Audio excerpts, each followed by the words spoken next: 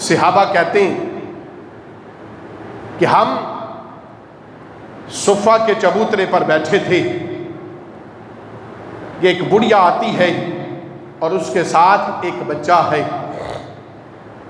ماں باپ اگر اولاد کے حق میں ہاتھ بلند کر لیں، دعا کریں، تو والدین کی دعا کبھی اولاد کے حق میں رد نہیں ہوتی، اور والد کی دعا بالخصوص اپنی اولاد کے حق میں اللہ اسے رد نہیں فرماتا۔ ضرور والدین جو دعا کرتے ہیں، والدین جیسی نعمت دنیا میں نہیں ملنے والی۔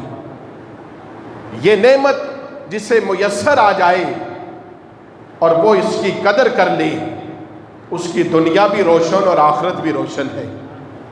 اور جس نے اپنے ماں باپ کو تڑپا دیا، جس نے اپنے ماں باپ کو ناراض کر دیا، سمجھ لیجیے اس کی دنیا بھی برباد اور آخرت بھی برباد ہوگی۔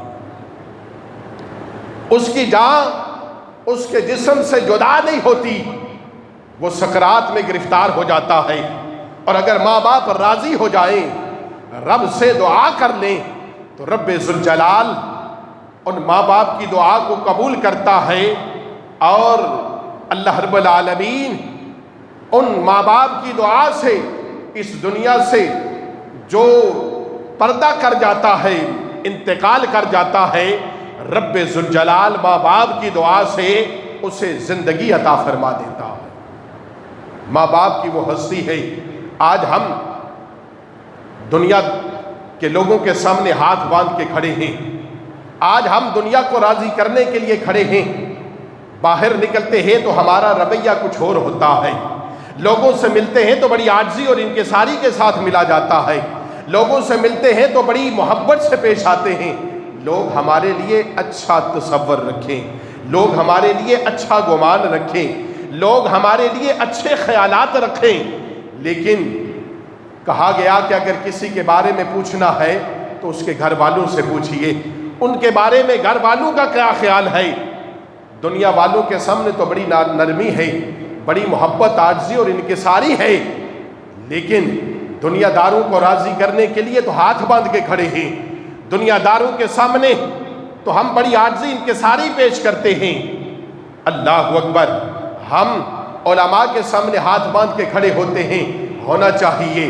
ہم بزرگان دین کے سامنے ہاتھ باندھ کر کھڑے ہوتے ہیں، ہونا چاہیے۔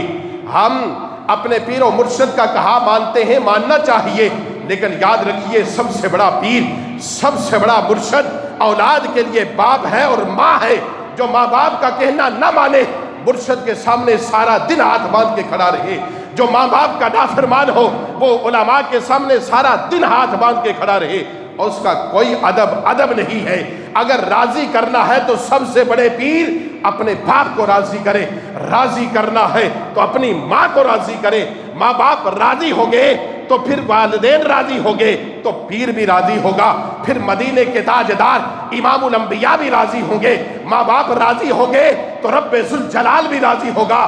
ماں باپ ناراض ہے تو رب ناراض ہے، ماں ناراض ہے، امام الانبیاء ناراض ہیں۔ اگر ماں باپ راضی نہیں تو کوئی دنیا میں راضی نہیں۔ اگر دنیا کو راضی کرنا ہے، امام الانبیاء کو راضی کرنا ہے، رب کو راضی کرنا ہے، تو یاد رکھیے اپنے ماں باپ کو راضی کر لیجیے۔